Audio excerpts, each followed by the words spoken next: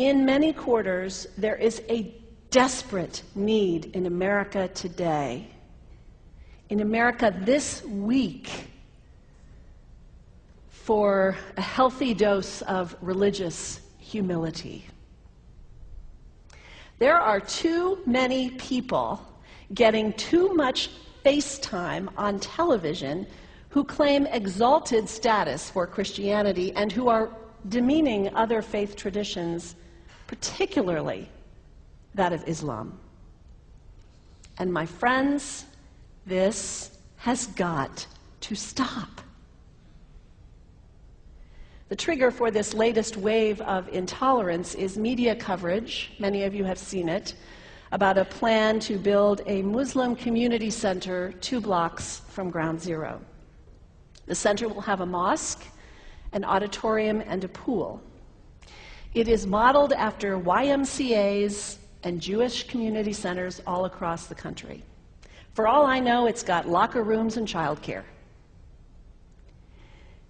Now, to be very clear here, reasonable, faithful, caring people can disagree about how they feel about this facility being built so close to Ground Zero.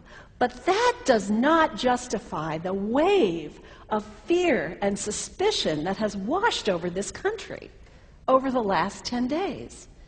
The media are now calling this a wave of Islamophobia that is sweeping across America. I saw a story this week on CNN about a minister in Gainesville, Florida, who has declared September 11th of this year Burn the Quran Day. Thank you for your reaction. That was mine. This guy is a minister at a non-denominational church called the Dove World Outreach Center. He said all kinds of disparaging, insulting, inaccurate things about Islam that I'm not going to repeat from this pulpit. His message is about hate and fear, and I can assure you there is nothing in the Gospels, there is nothing in the teaching of Jesus Christ that says anything about burning the holy texts of other traditions. It is not there.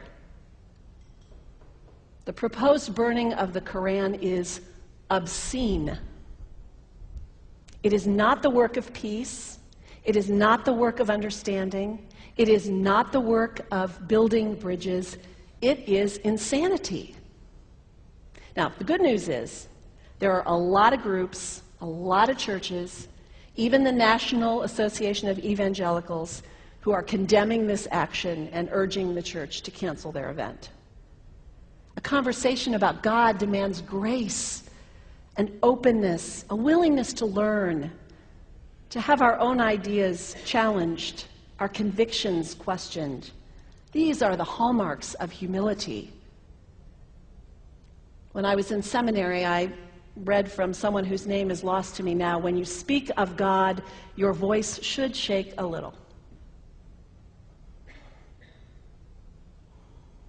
You know, Jesus had no time for religious know-it-alls. He saved some of his harshest criticism for church leaders, for the Pharisees, the religious leaders who were so certain about who was out and who was in, who was holy and unholy, clean and unclean. Jesus was forever taking all this religious certainty and turning it on its head. And we can only imagine what Jesus would have said about Pastor Terry Jones and his Burn the Quran campaign. I think he would say, this has got to stop. Followers of Islam believe that the Quran is a collection of revelations received by the Prophet Muhammad from God about 1400 years ago. They believe that Muhammad was the last of a series of prophets and teachers and messengers that included Adam, Moses, Jesus, Abraham, all names revered by us as well. The word Islam means peaceful surrender to the will of God. The Quran was written at a time when the Muslim people were being driven from their homes, persecuted, and killed. The Old Testament was written at a time when Jewish people were being driven from their homes, persecuted, and killed. And religious scholars will tell you that most holy scriptures have stories of war and violence in them.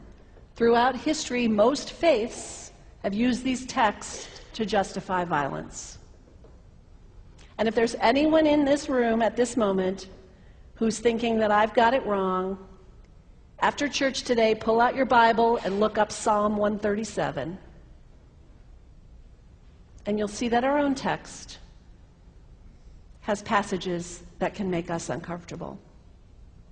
But also, like the Bible, the predominant message of the Quran is of peace and care and loving God, justice, care for the neighbor, care for the stranger. In the Bible, we have thou shalt not kill. In the Quran, we have whoever kills another, surely he is killing all of humanity. And whoever saves the life of another, surely he saves the lives of all humanity. These are words of peace, words of faith, words that could save the world if we would take them to heart. The second thing you can do, the next time someone sends you one of those emails demonizing Islam, delete it. Don't forward it. Don't participate in the stereotyping. Don't give in to your fear. It's okay to be a little afraid. We all have those emotions. Just don't give in to it. Don't sign on for it. Don't focus on this tiny group of extremists who commit acts of violence. Focus on the hundreds of millions of Muslim people in the world who are people of faith, whose priorities and concerns and families are not so different from your own. And third, when you think of Muslim people, think of individuals. Think of the professor at Ohio State. Think of the engineer at Honda. Think of the teacher at the elementary school down the street. When you think of Muslim people, remember those who died on 9/11, not the hijackers. There was only a handful of them. Remember Mohammed Sunhami Hamandi. He was born in Pakistan. He came to the United States as a small child with his parents. He played high school football. He went to college. He became a part-time ambulance driver. He died, this Muslim young man, on 9/11, trying to rescue people and save lives. When you think of Muslim people, remember Mohammed Salahuddin Cloudhurry. He was a waiter at Windows on the World, which was at the top of the World Trade Center. He died that day. His wife had their baby 2 days later. When you think of Muslim people, remember Rama Salih. She was a woman, 28 years old. Her neighbors described her as fun and outgoing and generous. And she died on American Airlines Flight 11, 7 months pregnant with her first child. Remember the founder of the Islamic Circle of North America, who worked in the World Trade Center and also died on September 11th. That same group now is giving away tens of thousands of copies of the Quran in response to the campaign about burning the Quran. In the language of their own tradition, they are spreading words of faith and peace and hope. One of the ladies at the 8:30 service this morning said to me after, maybe we should declare September 11th, buy a Quran and read some of it. It is for us to share our message of love and hope and peace, but let us do it with grace and respect, and above all, humility. God grant us, as individuals, as a nation, as Christians, the humility for this work.